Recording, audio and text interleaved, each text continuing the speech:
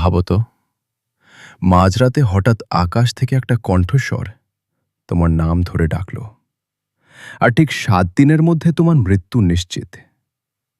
এক গ্রামে ঠিক এমনটাই ঘটছে। প্রতি অমাবস্যায় এক একজনের নাম ডাকা হয়, আর কেউ বাঁচে না। কিন্তু কেন? কে ডাকছে? আর সেই রহস্য ভেদ করতে পৌঁছে গেছে তারানাথ তান্ত্রিক। আজকের গল্প পঞ্চক্রোশীর অভিশাপ। কলকাতার বুকে সবে সন্ধ্যা নেমেছে। গ্রীষ্মের দমবন্ধ করা গরম থেকে একটু স্বস্তির নিঃশ্বাস ফেলছে শহর।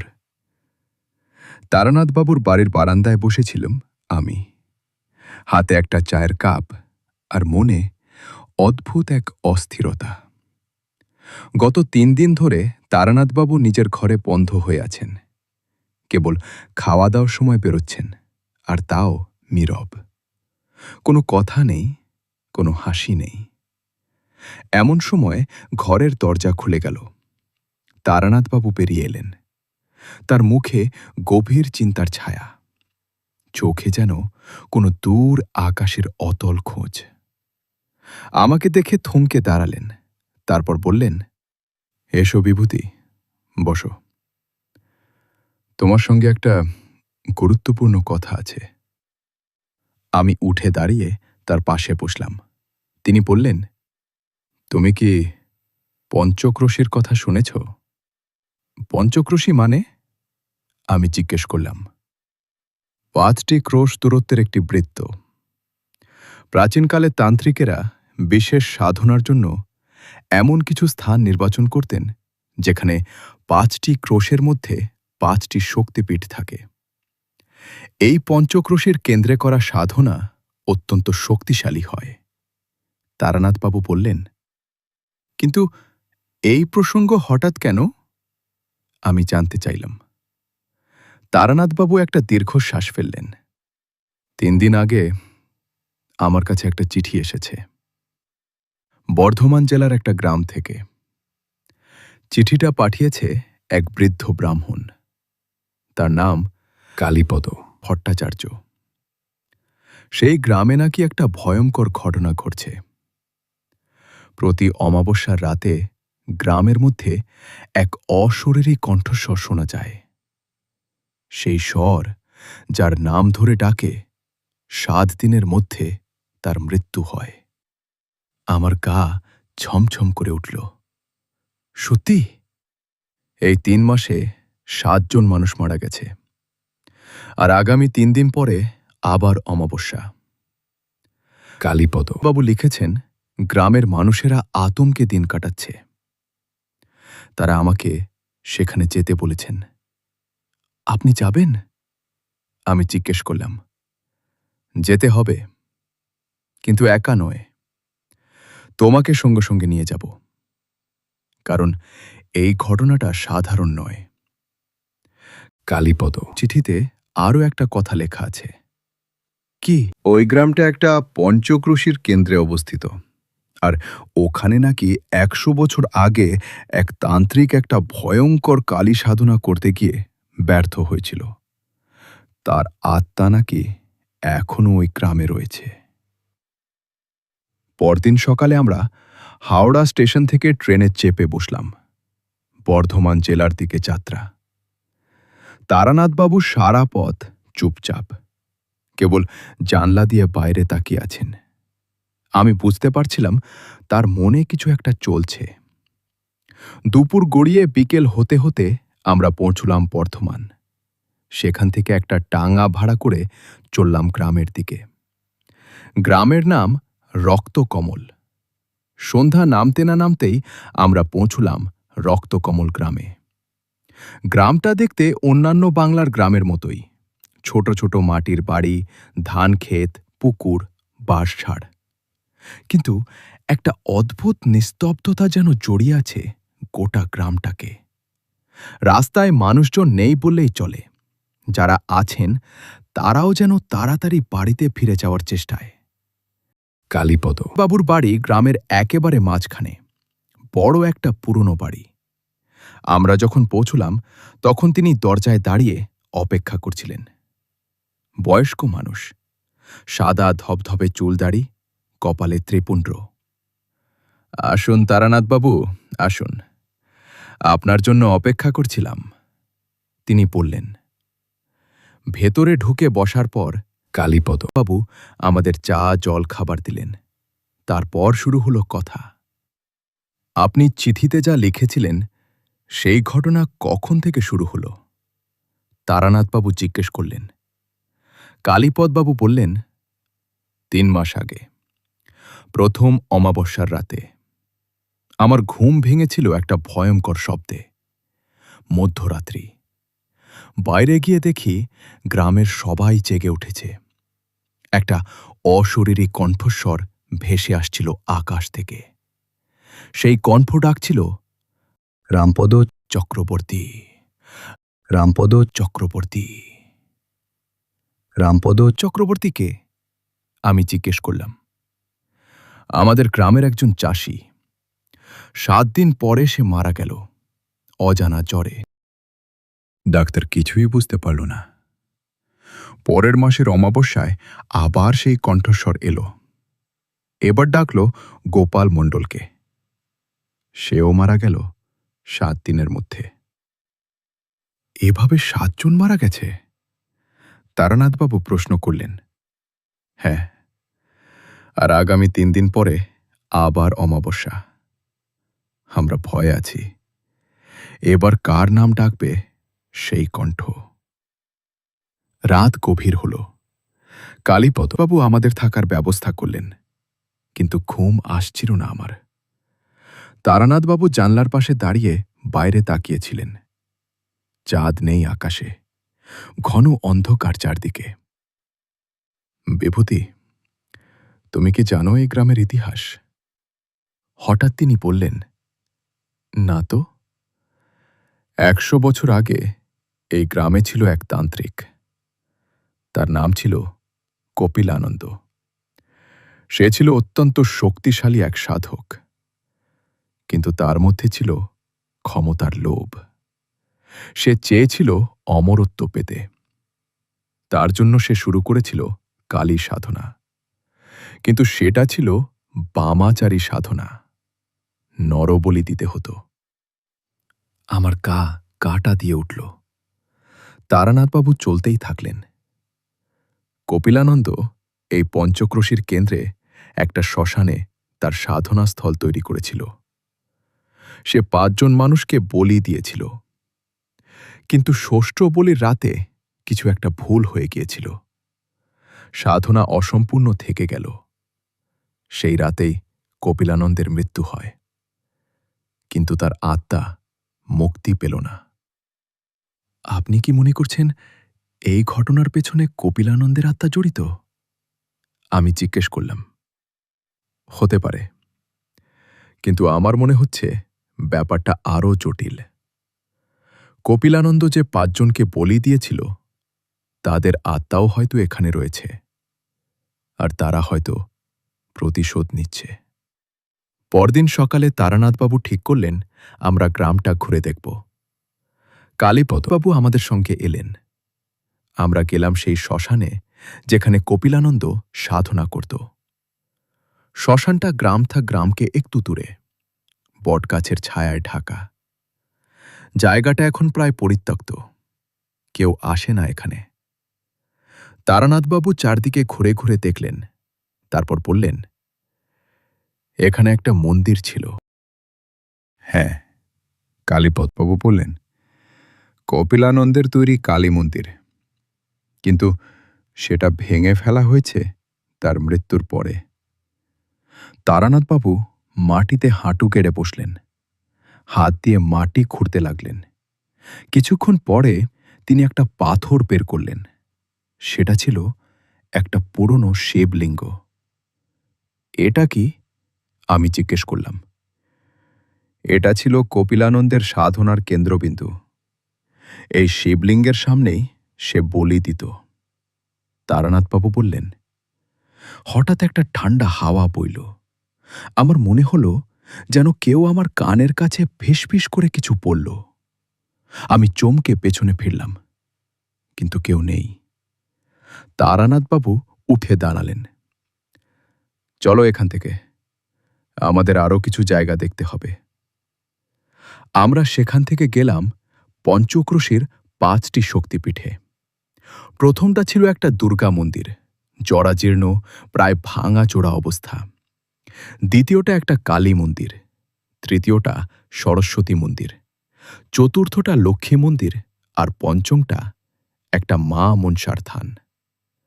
প্রতিটা জায়গায় তারানাথবাবু অনেকক্ষণ ধরে দাঁড়িয়ে থাকতেন, চোখ বন্ধ করে কি যেন ভাবতেন। তারপর কিছু মন্ত্র উচ্চারণ করতেন। সন্ধ্যা নামতে নামতে আমরা ফিরলাম কালীপদবাবুর বাড়িতে। তারানাথবাবু বললেন, আমার একটা পরিকল্পনা আছে। আমি আজ রাতে শ্মশানে যাব, ওখানে একটা সাধনা করব। একা? আমি চমকে উঠলাম। না, তুমি আমার সঙ্গে থাকবে, কিন্তু তুমি কেবল দেখবে, কিছু করবে না। রাত গভীর হল, প্রায় 11টা বাজে। আমরা শ্মশানের দিকে রওনা দিলাম। চাঁদ নেই আকাশে।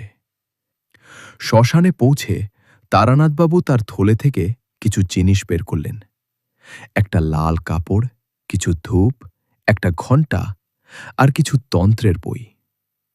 তিনি সেই শিবলিঙ্গের সামনে লাল কাপড়টা বিছিয়ে বসলেন। আমাকে বললেন একটু দূরে বসতে। তারানাথবাবু ধূপ জ্বালালেন, তারপর শুরু করলেন মন্ত্রোচ্চারণ। তার কণ্ঠস্বর গভীর, শক্তিশালী। চারদিকে যেন একটা অদ্ভুত কম্পন ছড়িয়ে পড়ল। হঠাৎ হারিকেনের আলো নিভে গেল। চারদিকে ঘন অন্ধকার। আমার ভয় করতে লাগল, কিন্তু তারানাথবাবুর মন্ত্রোচ্চারণ চলছে। তারপর আমি শুনলুম একটা কণ্ঠস্বর। কোথা থেকে আসছে বোঝা যাচ্ছে না। সেই কণ্ঠ বলছে, কে তুমি? কেন এসেছ এখানে? তারানাথবাবু থামলেন না। তিনি চলতেই থাকলেন। হঠাৎ আমি দেখলুম তার চারপাশে একটা নীল আলো ফুটে উঠছে। সেই আলো ক্রমশ উজ্জ্বল হচ্ছে। আমি তারানাথ। আমি এসেছি তোমাদের মুক্তি দিতে। তারানাথবাবু বললেন, মুক্তি? আমাদের মুক্তি নেই। আমরা অভিশপ্ত, চিরকালের জন্য আবদ্ধ এই স্থানে। সেই কণ্ঠ বলল, তুমি কে? কপিলানন্দ নাকি? তারানাথবাবু জিজ্ঞেস করলেন।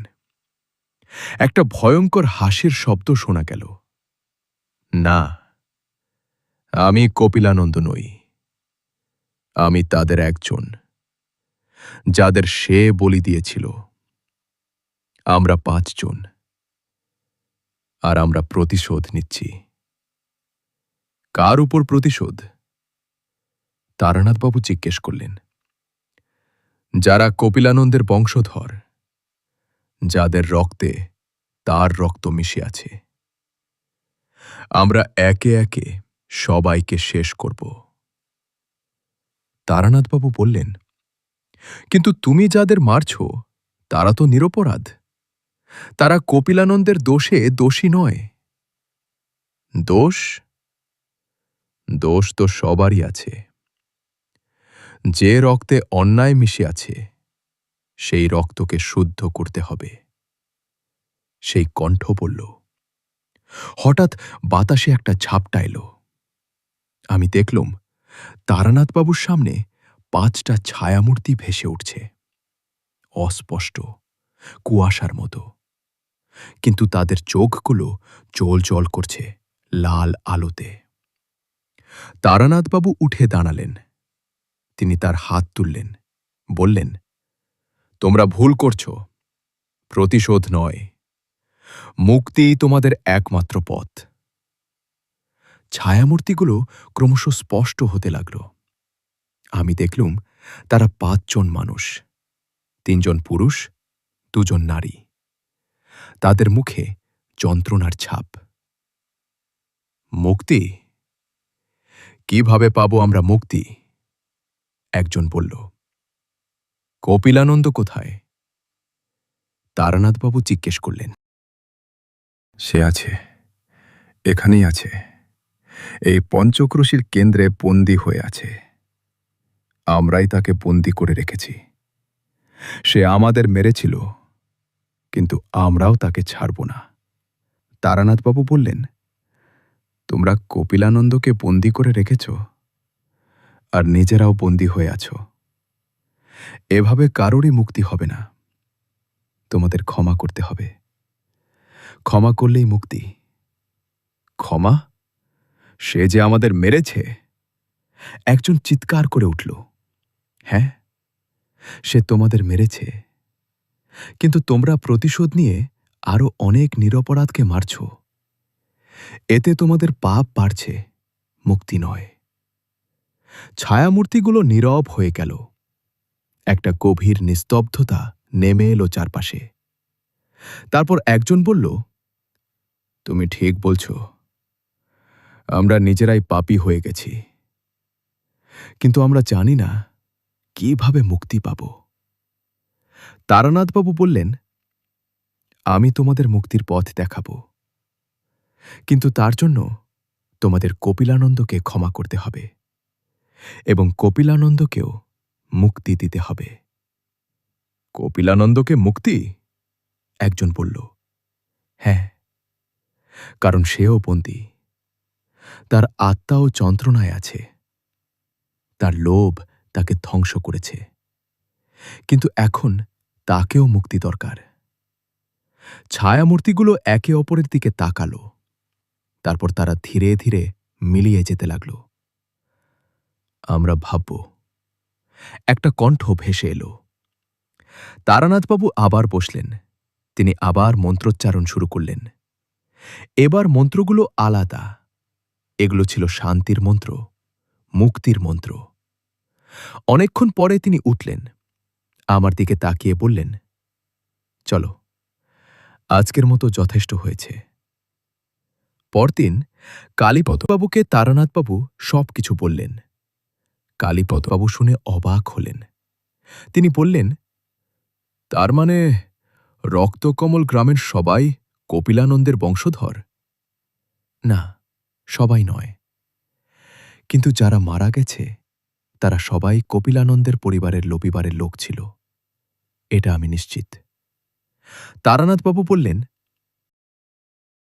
আমাকে কপিলানন্দের সঙ্গে দেখা করতে হবে, তার আত্মাকে মুক্তি দিতে হবে, তবেই এই ঘটনার সমাধান হবে। কিন্তু কিভাবে? আজ রাতে অমাবস্যা। আজ রাতেই আমি আবার শ্মশানে যাব। এবার আমি কপিলানন্দকে ডাকব। রাত হল। আবার আমরা গেলাম শ্মশানে। এবার কালীপদবাবুও আমাদের সঙ্গে এলেন। তিনি বললেন, আমি তো একজন ব্রাহ্মণ, আমারও কিছু দায়িত্ব আছে এই গ্রামের প্রতি। মধ্যরাত্রি। তারানাথবাবু আবার সেই শিবলিঙ্গের সামনে বসলেন, কিন্তু এবার তিনি একটা ভিন্ন সাধনা শুরু করলেন। তিনি একটা যন্ত্র আঁকলেন মাটিতে, তারপর তার মধ্যে বসলেন। মন্ত্রোচ্চারণ শুরু হল। এবার মন্ত্রগুলো ছিল অনেক শক্তিশালী। আমি অনুভব করলাম যেন চারপাশের বাতাস কাঁপছে। হঠাৎ একটা প্রচণ্ড ঝড় উঠল। গাছের ডালপালা ভেঙে পড়তে লাগল। আমি আর কালীপদবাবু ভয়ে একে অপরকে জড়িয়ে ধরলাম। তারপর আমি দেখলাম একটা কালো ছায়া ভেসে উঠছে শিবলিঙ্গের উপর। সেই ছায়া ক্রমশ একটা মানুষের আকার নিচ্ছে। লম্বা চুল, দাড়ি, চোখে জ্বলন্ত আগুন। কপিলানন্দ।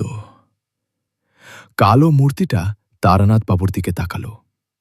তারপর একটা ভয়ঙ্কর গর্জন করে উঠল। কে তুমি? সাহস করে আমাকে ডাকলে? আমি তারানাথ। আমি এসেছি তোমাকে মুক্তি দিতে। কপিলানন্দ হাসল। সেই হাসি ছিল ভয়ঙ্কর। মুক্তি? আমার মুক্তি নেই। আমি এখানে বন্দী, চিরকালের জন্য। কে তোমাকে বন্দি করে রেখেছে? যাদের আমি বলি দিয়েছিলাম তারা আমাকে ছাড়ছে না।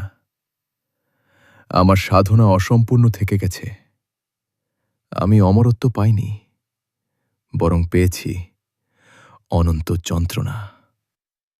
তারানাথবাবু বললেন, তুমি যা করেছিলে তা ছিল ভুল। নরবলি দিয়ে কখনো সিদ্ধি লাভ করা যায় না, শুধু পাপ পারে। আমি জানি, এখন আমি জানি, কিন্তু তখন আমার লোভ আমাকে অন্ধ করে দিয়েছিল। আমি চেয়েছিলাম অসীম ক্ষমতা, কিন্তু পেয়েছি অসীম শাপ। তুমি কি মুক্তি চাও? কপিলানন্দ চুপ করে রইল কিছুক্ষণ, তারপর বলল, হ্যাঁ, আমি মুক্তি চাই, কিন্তু সেটা সম্ভব নয়। সম্ভব যদি তুমি সত্যি অনুতপ্ত হও, যদি তুমি ক্ষমা চাও। ক্ষমা? কার কাছে? যাদের তুমি মেরেছ তাদের কাছে। হঠাৎ সেই 5টা ছায়ামূর্তি আবার ভেসে উঠল। তারা কপিলানন্দের চারপাশে ঘুরতে লাগল। এরা আমাকে ক্ষমা করবে না, কখনো না। তারানাথবাবু বললেন, তুমি চেষ্টা করে দেখো। সত্যিকারের অনুতাপ সব পাপ ধুয়ে দিতে পারে। কপিলানন্দ ধীরে ধীরে হাঁটু কেড়ে বসল, তার মুখে যন্ত্রণার ছাপ। সে বলল, আমি জানি আমি যা করেছি তা অক্ষম্য, কিন্তু আমি ক্ষমা চাই। আমি তোমাদের কষ্ট দিয়েছি। আমার লোভ আমাকে পশুতে পরিণত করেছিল। আমি অনুতপ্ত। সেই 5টা ছায়ামূর্তি থমকে দাঁড়ালো। তারা একে অপরের দিকে তাকালো, তারপর একজন এগিয়ে এলো কপিলানন্দের দিকে। তুমি সত্যি অনুতপ্ত? সে জিজ্ঞেস করল। হ্যাঁ, আমি প্রতিদিন প্রতি মুহূর্তে যন্ত্রণায় ভুগছি।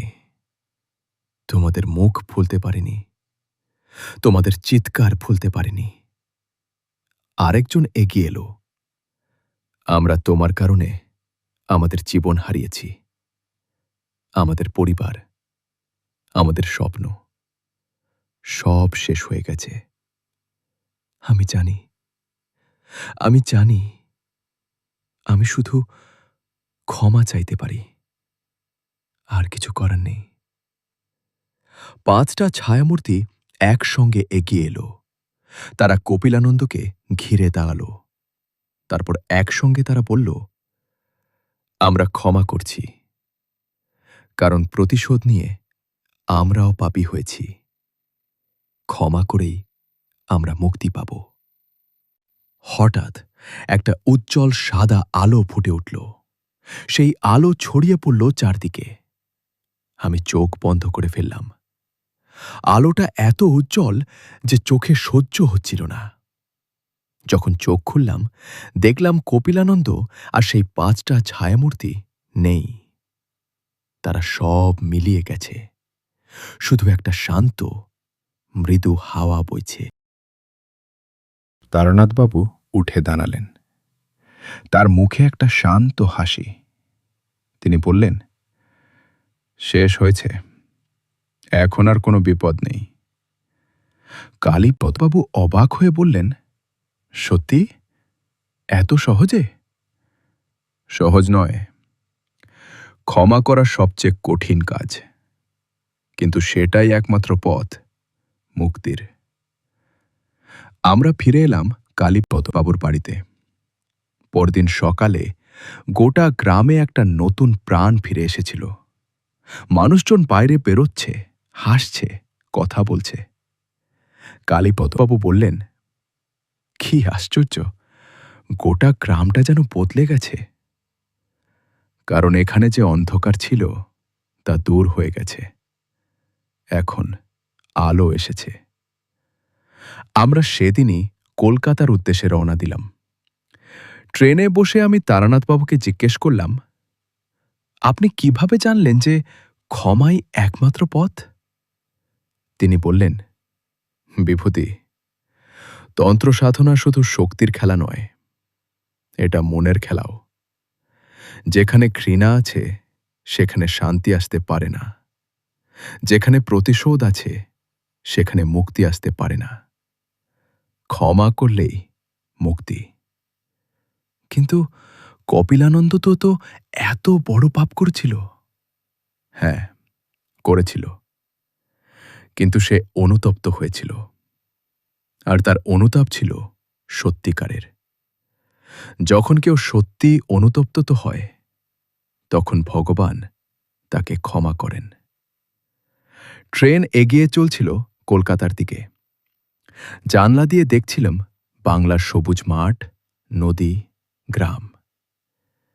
এই সবুজের মধ্যেই লুকিয়ে আছে কত রহস্য, কত গল্প। সেই ঘটনার 1 মাস পর কলকাতায় তখন শরৎকাল। দুর্গাপূজার আমেজ শুরু হয়ে গেছে। তারানাথবাবুর বাড়িতে বসে আমি খবরের কাগজ পড়ছিলাম। হঠাৎ দরজায় টোকা পড়ল। একজন যুবক, বয়স হবে বছর 25-26, সুপুরুষ, কিন্তু মুখে গভীর চিন্তার ছাপ। তিনি নিজের পরিচয় দিলেন, আমার নাম অনিরুদ্ধ রায়চৌধুরী। আমি এসেছি তারানাথবাবুর সঙ্গে দেখা করতে। আমি তাকে ভেতরে নিয়ে এলাম। তারানাথবাবু তার ঘরে বসে কিছু একটা পড়ছিলেন। অনিরুদ্ধকে দেখে তিনি উঠে দাঁড়ালেন। আসুন, বসুন। কী সমস্যা? তিনি জিজ্ঞেস করলেন। অনিরুদ্ধবাবু বসে বললেন, আমার একটা সমস্যা আছে, খুব গুরুতর। আমি অনেক জায়গায় গিয়েছি, কিন্তু কেউ আমাকে সাহায্য করতে পারেনি। তারপর আমি আপনার নাম শুনলাম আপনি তন্ত্রসাধক এবং আপনি অনেক কঠিন সমস্যার সমাধান করতে পারেন। তারানাথবাবু বললেন, বলুন, কী সমস্যা? অনিরুদ্ধবাবু একটা দীর্ঘশ্বাস ফেললেন। তারপর বলতে শুরু করলেন, আমার বাড়ি 24 পরগনার এক গ্রামে। আমার পরিবার বেশ পুরনো জমিদার পরিবার। আমার পূর্বপুরুষেরা অনেক জমি জমা সম্পত্তি ছিল। এখন অবশ্য সব শেষ, কিন্তু আমাদের একটা পুরনো বাড়ি আছে। সেই বাড়িতে একটা মন্দির আছে। সেই মন্দিরে একটা মূর্তি আছে, কালো পাথরের তৈরি, কালীর মূর্তি। কিন্তু সেই মূর্তির একটা বিশেষত্ব আছে। কী বিশেষত্ব? আমি জিজ্ঞেস করলাম। সেই মূর্তির গলায় একটা মালা আছে, রক্তচন্দনের মালা। সেই মালা নাকি খুবই পবিত্র। আমার পূর্বপুরুষেরা সেই মালা পরিয়েছিলেন, এবং তারপর থেকে একটা নিয়ম চলে আসছে। প্রতি বছর কালীপূজার দিন সেই মালাটা খুলে পরিষ্কার করে আবার পরাতে হবে, এবং সেই কাজটা করতে হবে আমাদের পরিবারের কোনো পুরুষকে। তারানাথবাবু মনোযোগ দিয়ে শুনছিলেন। তিনি বললেন, তারপর? গত বছর কালীপূজার দিন আমার বাবা সেই মালা খুলতে গিয়েছিলেন, কিন্তু সেদিন রাতে তার মৃত্যু হয়। হঠাৎ হার্ট অ্যাটাক।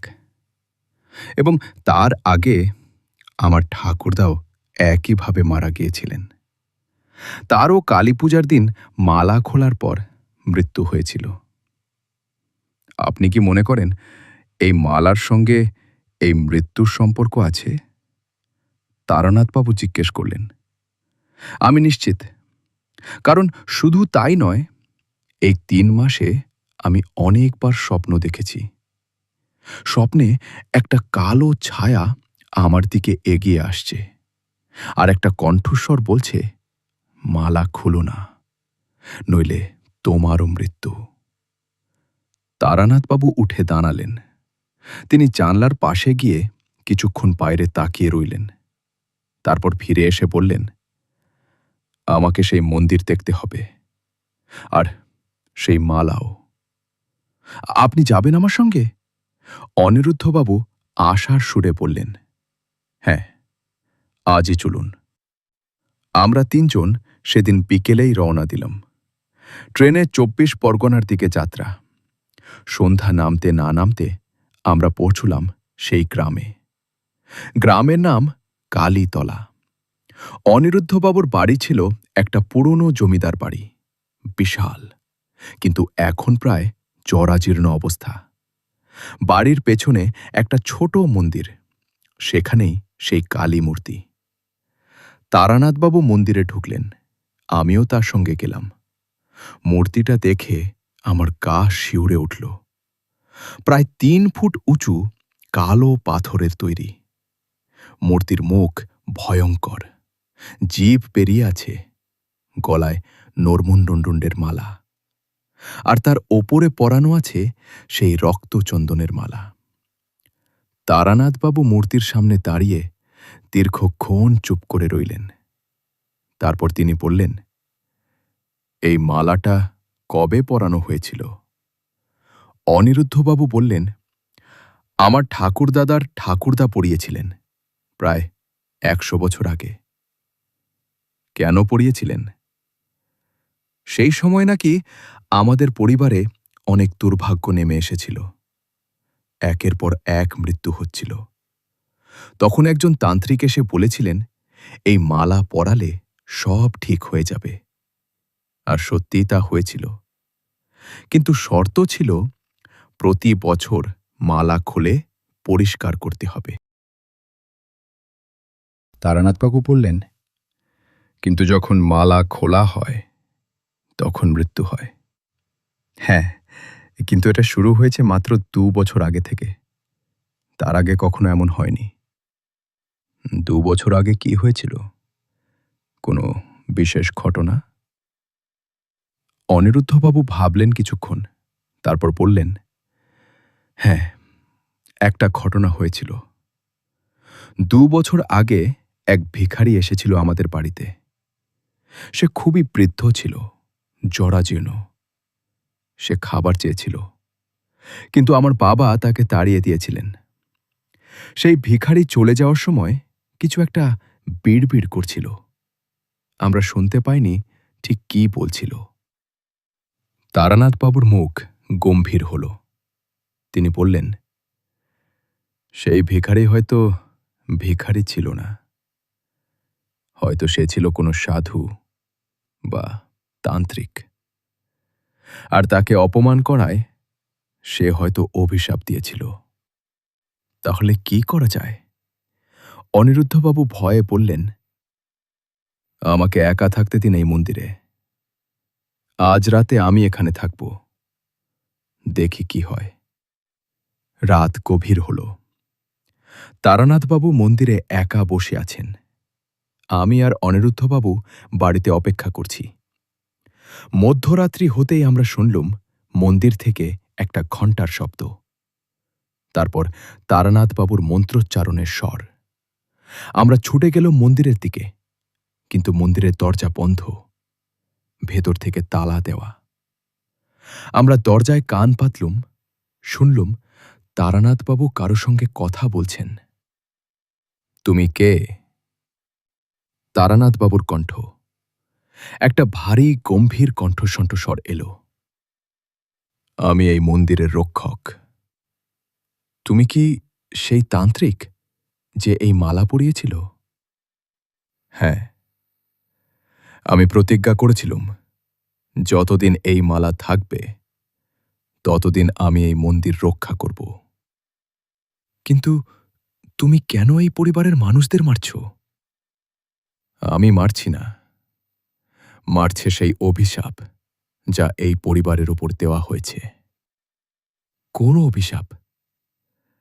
২ বছর আগে যে সাধু এসেছিল তাকে অপমান করা হয়েছিল।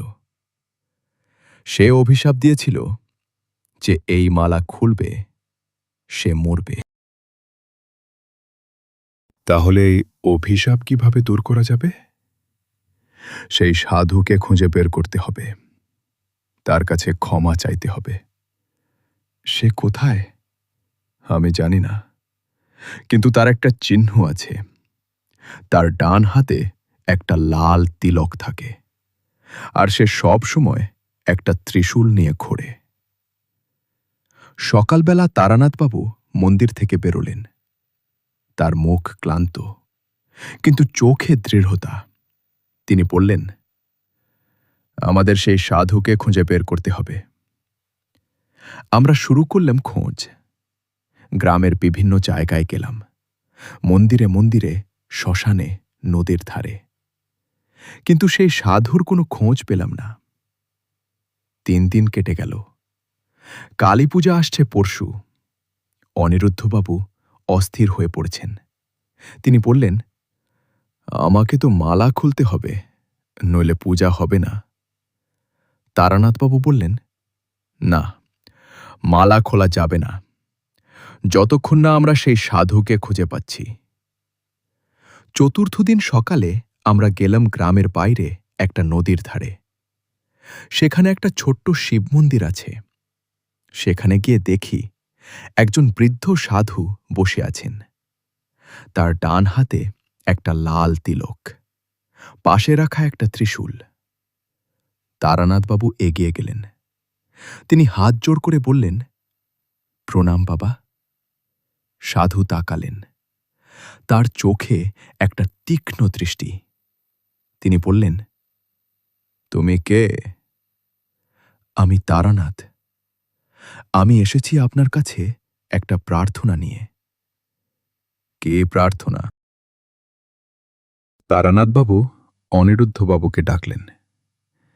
অনিরুদ্ধবাবু এগিয়ে এসে সাধুর পায়ে হাত দিয়ে প্রণাম করলেন।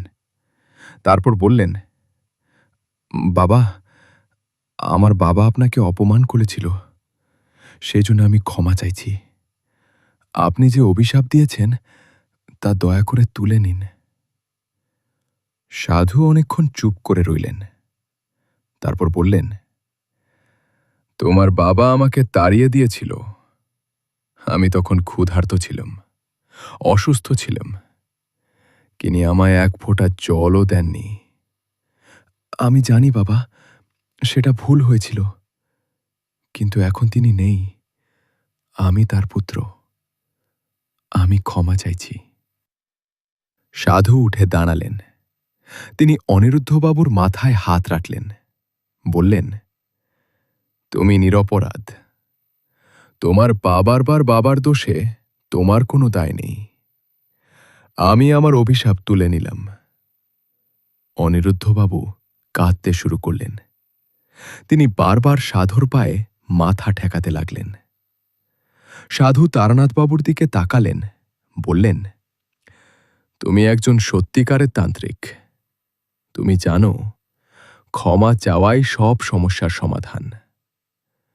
তারানাথবাবু হাত জোড় করে বললেন, আপনার কাছ থেকে শিখলাম বাবা।